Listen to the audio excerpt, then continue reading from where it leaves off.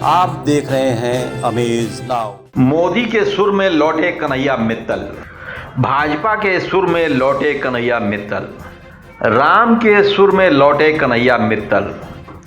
पिछले 2-3 दिनों से चले आ रहे गायक कन्हैया मित्तल के कांग्रेस ज्वाइन करने के प्रकरण का आज स्वतः कन्हैया मित्तल द्वारा पटाक्षेप कर दिया गया।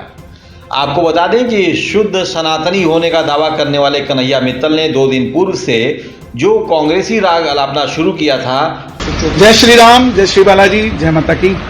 आज सुबह हमारे एक मित्र का फोन आया और मैंने उनसे मन की बात कही कि मैं हो सकता है कांग्रेस ज्वाइन करूं, क्योंकि मुझे लगता है कि सनातन की बात करने वाला एक ही दल ना हो, हर दल से सनातन की बात हो, हर किसी की मदद करने के लिए हर दल से बात हो। और इसीलिए मन में इच्छा हुई कि हम कांग्रेस ज्वाइन करें। और भाजपा से हमारा कोई ऐसा मतभेद या मनभेद नहीं है। कुछ लोग कह रहे हैं टिकट नहीं मिला पंचकुला से तो इसलिए कांग्रेस ज्वाइन कर रहे हैं, ऐसा कुछ भी नहीं है। उसके कारण उन्हें बहुत सारी खट्टी मीठी बातें भी सुननी पड़ी। ये वही आदमी है जिसने कंगना रनौत को थप्पड़ पड़ने पर कहा था कि ये सही हुआ है। ये वही कन्हैया मित्तल है जो एक जो प्रोग्राम होता है इसका भजन गाता है, करोड़ों रुपए लेता है विदाउट टैक्स।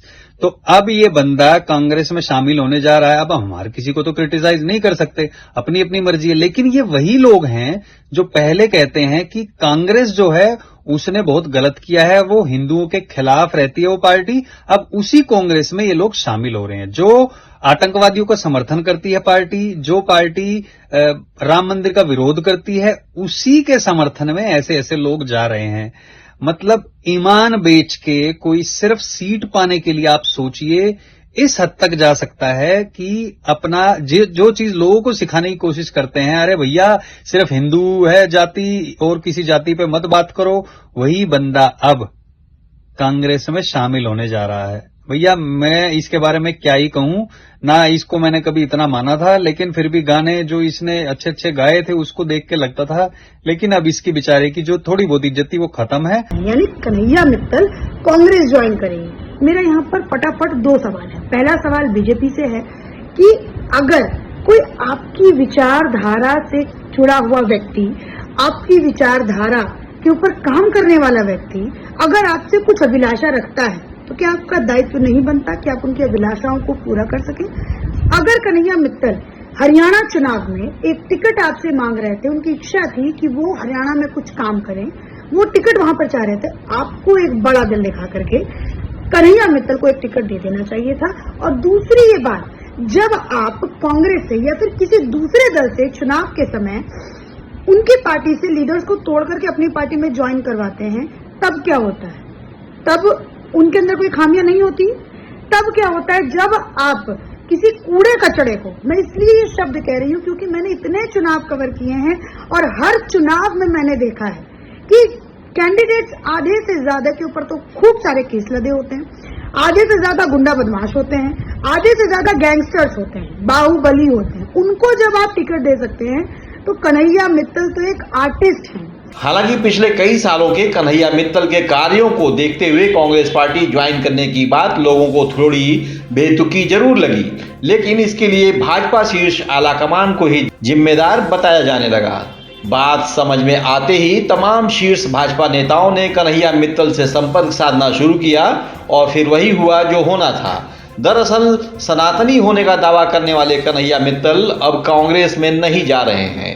कन्हैया मित्तल द्वारा किसी तरह की अफवाहों का खंडन करते हुए जब यह बताया गया कि वह कांग्रेस ज्वाइन नहीं करने जा रहे हैं तो भाजपा खेमे ने थोड़ी राहत महसूस की।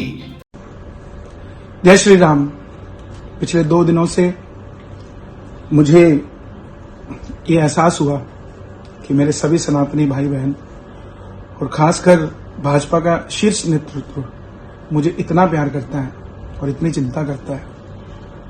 2 दिनों से मैं देख रहा हूं कि आप सब परेशान हैं, मैं उसके लिए क्षमा चाहता हूं। और जो मेरे मन की बात मैंने कही थी कि मैं कांग्रेस ज्वाइन करने वाला हूं, उसे वापस लेता हूं, क्योंकि मैं नहीं चाहता कि किसी भी सनातनी का भरोसा टूटे।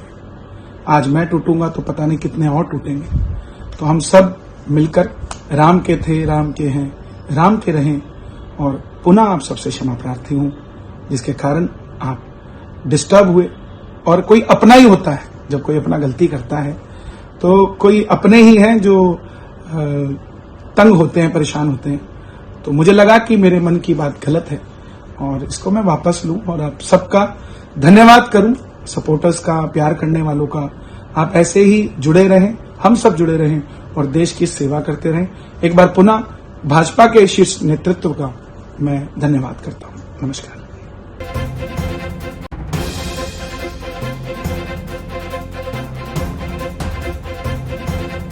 बने रहिए अमेज नाउ के साथ।